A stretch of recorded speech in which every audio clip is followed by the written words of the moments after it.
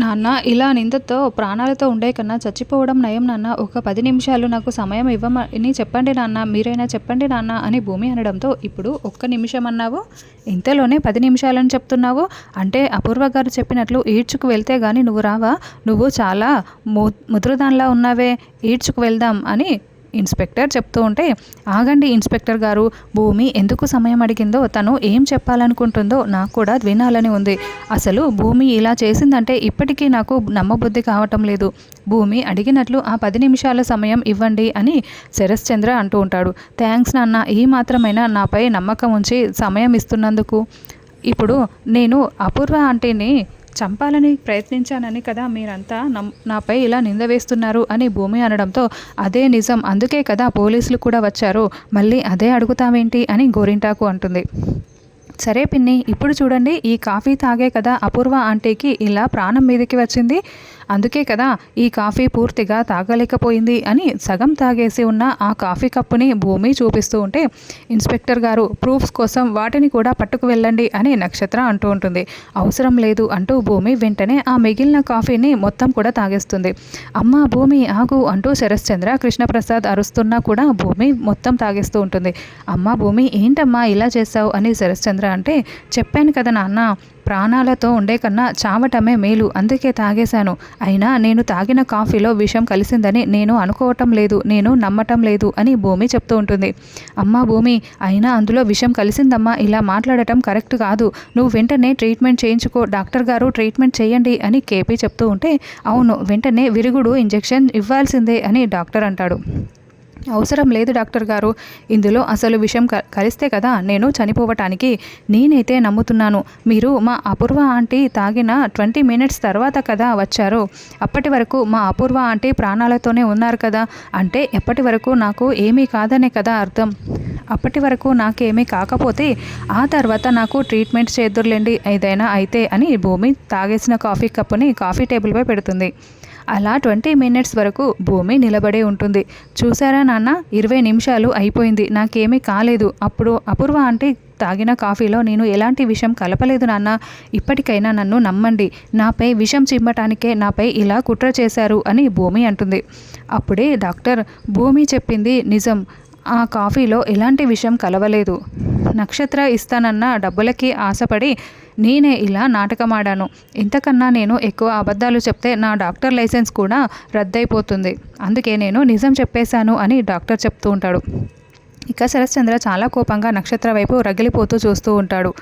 ఇలా చేసినందుకు, అబద్ధం చెప్పినందుకు ఐఎమ్ సారీ అని డాక్టర్ చెప్పి వెళ్ళిపోతారు. ఏంటి నక్షత్ర గారు, అసలు ఇలా మా టైం వేస్ట్ చేస్తారా? ఇలా చేసినందుకు చీటింగ్ కేసు పెట్టి మిమ్మల్ని అరెస్ట్ చేయవచ్చు. సారీ భూమి గారు, మమ్మల్ని క్షమించండి.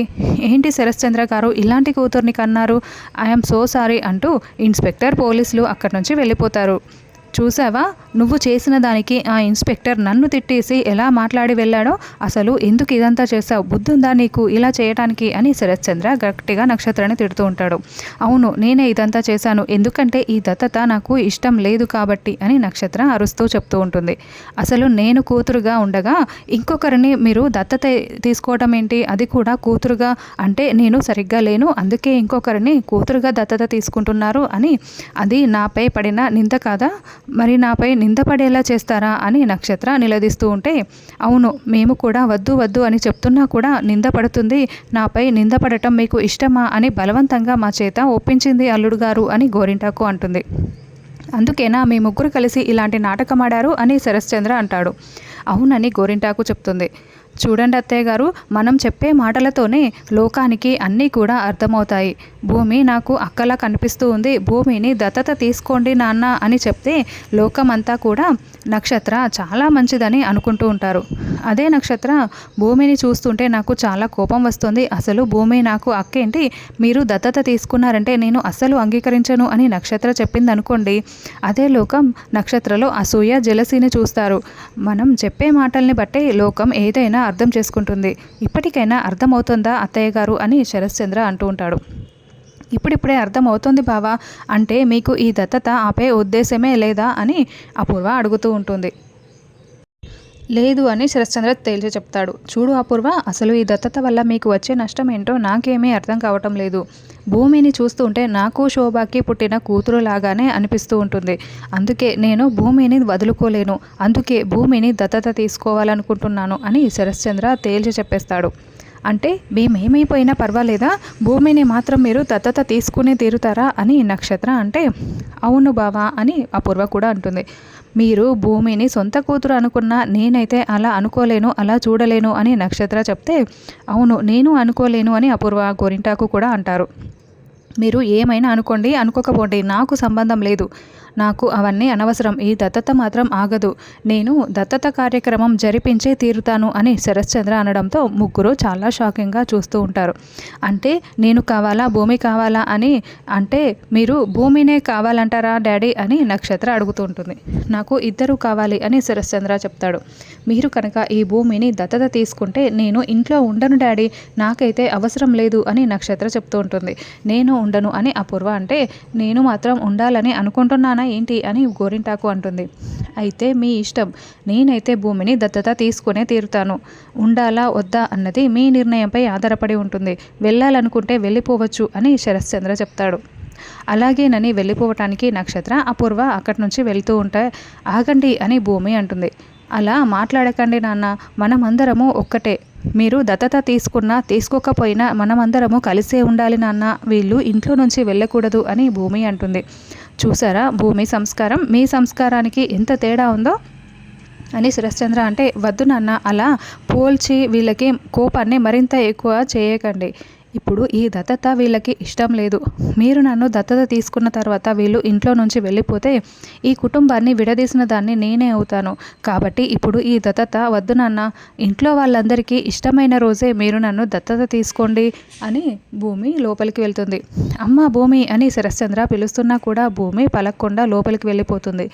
అలా భూమిని దత్తత కార్యక్రమాన్ని ఆపేస్తుంది. తర్వాత గగన్, చెర్రీ, ఇందు ముగ్గురు కూడా ఇందు వాళ్ళ అత్తగారింటికి వస్తారు. గగన్ చాలా కోపంగా లోపలికి రాబోతూ ఉంటే, అన్నయ్య అన్నయ్య ఇక్కడే ఆగన్నయ్య, నేను ఇందుని లోపలికి తీసుకువెళ్ళి వాళ్ళతో మాట్లాడి వస్తాను అన్నయ్య అని అంటే, లేదురా నేను కూడా వస్తాను అని గగన్ చెప్తూ కోపంగా మాట్లాడుతూ ఉంటాడు. అన్నయ్య నీ ఆవేశం ఏంటో నాకు తెలుసన్నయ్య, నీకు దండం పెడతానన్నయ్య, నువ్వు లోపలికి వస్తే కేవలం మాటలు మాత్రమే కాదు ఈటలు కోటలు కూడా అవుతాయి, నువ్వు ఇంత ఆవేశంగా మాట్లాడతావో నాకు తెలుసు కదన్నయ్య, అవన్నీ వాళ్ళు మళ్ళీ మనసులో పెట్టుకొని ఇందుని ఏడిపించవచ్చు, కాబట్టి నేను మాట్లాడి ఇందుని ఇంట్లో దిగపెట్టి వస్తానన్నయ్య, 10 నిమిషాల్లో మొత్తం సెటిల్ చేసుకొని వస్తాను, ఒకవేళ 10 నిమిషాల్లో రాకపోతే అప్పుడు నువ్వు వస్తువులే అన్నయ్య అని చెర్రీ చెప్తూ వేడుకుంటూ ఉంటాడు. రేయ్ వాళ్ళకి మర్యాదగా మాట్లాడితే కుదరదురా, అయినా కట్నం ఇస్తాననింది అపూర్వ, తీసుకుని అంటానని చెప్పింది వీళ్ళు, మరి వాళ్ళిద్దరూ చూసుకోవాలి, కానీ మధ్యలో ఇందుని ఏడిపిస్తే ఎలా, అసలు వాళ్ళకి బుద్ధి ఉందా అని గగన్ అరుస్తూ ఉంటాడు. అన్నయ్య నేను చెప్తున్నాను కదా, నేను మాట్లాడి 10 నిమిషాల్లో బయటికి వస్తానన్నయ్య అని చెర్రీ అడగడంతో, సరే నేను 10 నిమిషాల సమయం ఇక్కడ వెయిట్ చేస్తూ ఉంటాను, 11వ నిమిషం మొదలవ్వగానే ఫస్ట్ సెకండ్లోనే నువ్వు రాకపోతే మాత్రం నేను లోపలికి వచ్చేస్తాను అని గగన్ కారు దగ్గరే వెయిట్ చేస్తూ ఉంటే, రా ఇందు అని లోపలికి చెర్రీ తీసుకువెళ్తూ ఉంటాడు. వెంటనే వంశీ ఇందు కోసమే వెయిట్ చేస్తూ టెన్షన్ పడుతూ ఉంటే, ఇందుని చూసేసి, ఇందు వచ్చేసావా, నేను నీ కోసం ఎన్ని ఫోన్స్ చేశాను, ఎంతసేపు ఎన్ని మెసేజ్లు పెట్టాను, ఏమైపోయావు, బాగానే ఉన్నావు కదా అని చూస్తూ అడుగుతుంటే, బావా ఇందు బాగానే ఉంది అని చెర్రీ చెప్తూ మాట్లాడుతూ ఉంటాడు. అప్పుడే వంశీ వాళ్ళ అమ్మ నాన్న అక్కడికి వచ్చి, బాగానే ఉంటుంది, కట్నం డబ్బులు తీసుకురాకుండా మళ్ళీ నిన్ను తీసుకువచ్చిందేంటి, ముందు వెళ్ళిపోండి అని అంటూ ఉంటారు.